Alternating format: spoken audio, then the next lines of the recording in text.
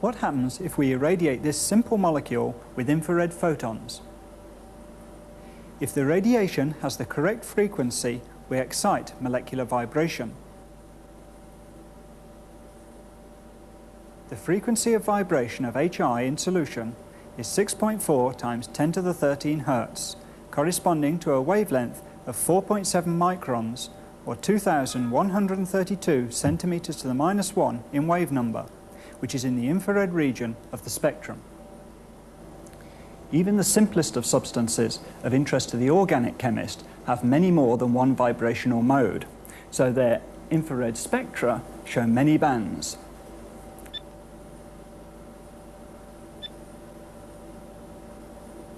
In this video sequence, we'll learn a little about the infrared spectrometers themselves.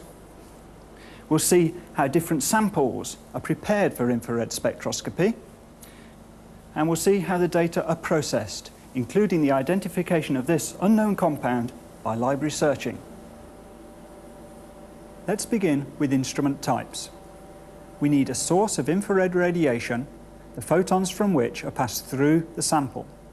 Absorption of specific wavelengths by the sample is monitored by splitting the resulting beam with a monochromator and passing each wavelength in turn onto a detector. The output is the IR spectrum. This type of system that scans sequentially through the wavelengths of the dispersed beam is called a dispersive instrument. Such an instrument takes a few minutes to scan through the wavelengths of interest. Recording an infrared spectrum in 5 minutes or so is often sufficient, but not if the sample is transient, as it would be, for instance, if it were a component of a mixture eluting from a gas chromatograph. A much more rapid acquisition of spectra is permitted by this Fourier transform, or FTIR, spectrometer.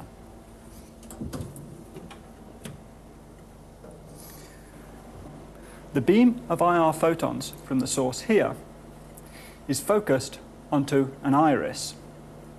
A parallel beam is then passed to here and split into two. The two beams are made to interfere with each other in this interferometer. The two beams are then recombined into one, which contains a complex mixture of frequencies. We don't have to worry about the details of this process. The emerging beam is passed through the sample and then on to the detector. The signal received is complex, but by the mathematical process of Fourier transformation can be converted into standard spectral format, hence the need for an online computer. These interferograms, as they're called, are clearly different for different compounds, but are not readily meaningful to the organic chemist. After Fourier transformation, the online computer, two different and more interpretable spectra emerge. Note that because we don't need to scan through the wavelengths, but detect them all at the same time, spectral acquisition can be very fast. This system can acquire a spectrum in a second or less and requires just a few additional seconds for data processing before we see the spectrum. The remainder of the video will concern Fourier transform instrumentation. Let's have a look at a few infrared spectra. Any molecule that changes its dipole moment during vibration will afford an infrared spectrum. That includes the carbon dioxide and water vapor in air, glass,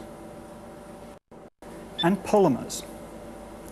The presence of any of these materials is disadvantageous because a sample spectrum would be superimposed on a very significant background. Not wanting to give the instrument a cumbersome vacuum system, the signal due to air is removed mathematically. Sample holders are made from materials like potassium bromide and sodium chloride. These materials do have infrared spectra, but don't absorb in the region of interest to the organic chemist. A gaseous sample would be introduced into this gas cell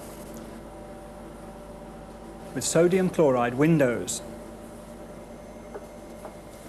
A liquid could be placed on a sodium chloride disc, and a solid could be handled in any one of a number of ways, For example, the KBR disk approach, in which the ground sample is mixed with potassium bromide and pressed into a small disk.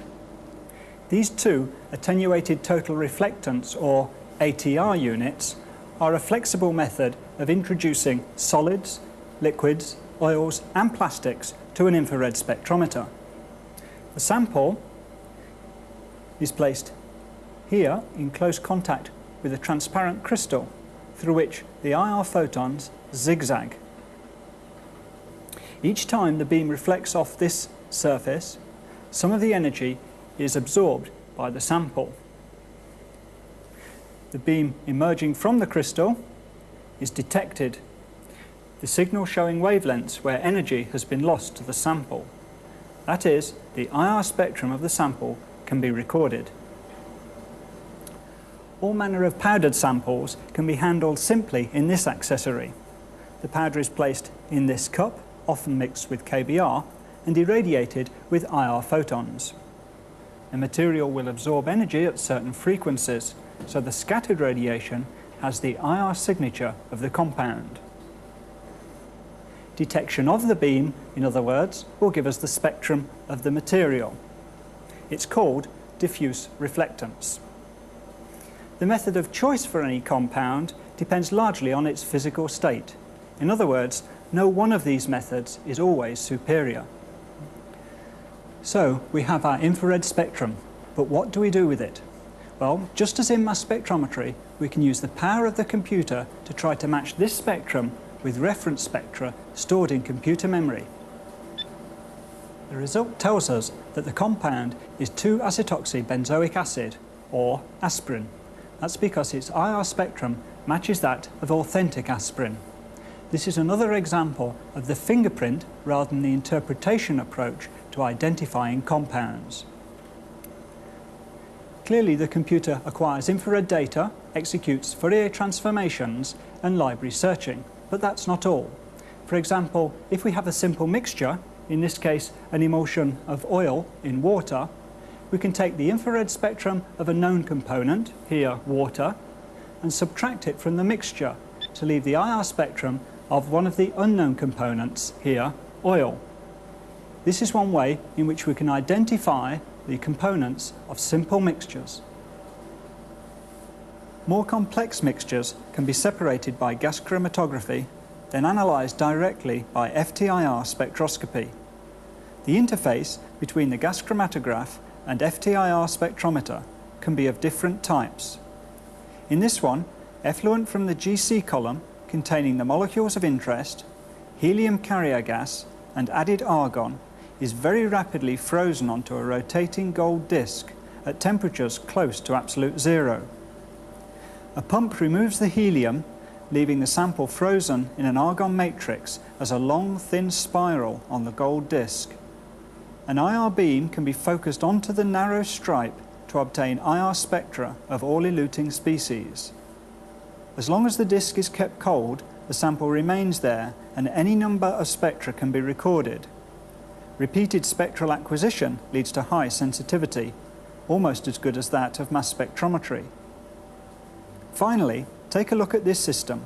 It is a GC FTIR MS, meaning that the effluent from a GC is split, some going to a mass spectrometer for analysis, and the rest to the matrix isolation FTIR system. This is often very valuable because IR and mass spectrometric data complement each other very well. For example, mass spectra readily characterize these two components as dimethyl naphthalines, but the spectra are too similar to be assigned to individual isomers. But their IR patterns are very different and highly diagnostic of substitution patterns, 1,4 and 1,5 dimethyl naphthalines. The advent of computers has recently revitalized the established technique of infrared spectroscopy. For instance, we can now record spectra very quickly, as in GC FTIR spectroscopy, and we can handle very small amounts of material. Sophisticated data processing permits library searching and spectral subtraction, for example. For the organic chemist, infrared spectroscopy is an important and widely applicable technique for elucidating functional groups and whole structures.